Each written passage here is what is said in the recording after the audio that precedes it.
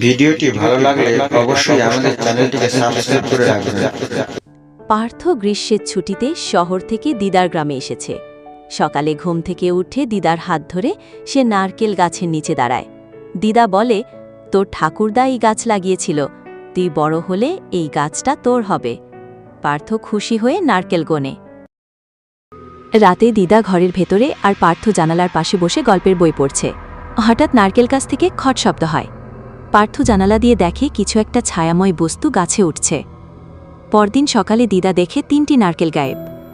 কিছু রাতে নারকেল গায়েব হতে থাকে। গাছের নিচেই পার্থ অদ্ভুত ছায়ার পায়ের ছাপ দেখতে পায়। ঘরের বাইরে নারকেলের খোল আর একটা অর্ধেক খাওয়া নারকেল পড়ে থাকে। সে দিদাকে বলে, দিদা, এটা কোনো বানর নয়।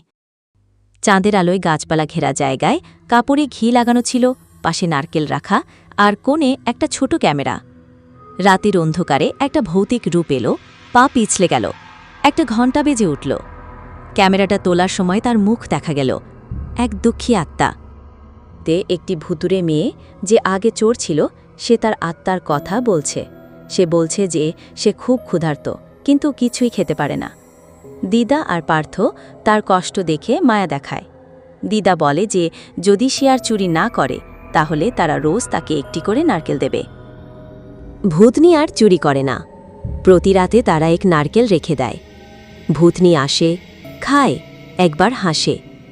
পার্থ আর দিদা জানে এখন তারা এক নতুন বন্ধুত্ব গড়ে তুলেছে, এক নারকেল আর বিশ্বাস দিয়ে।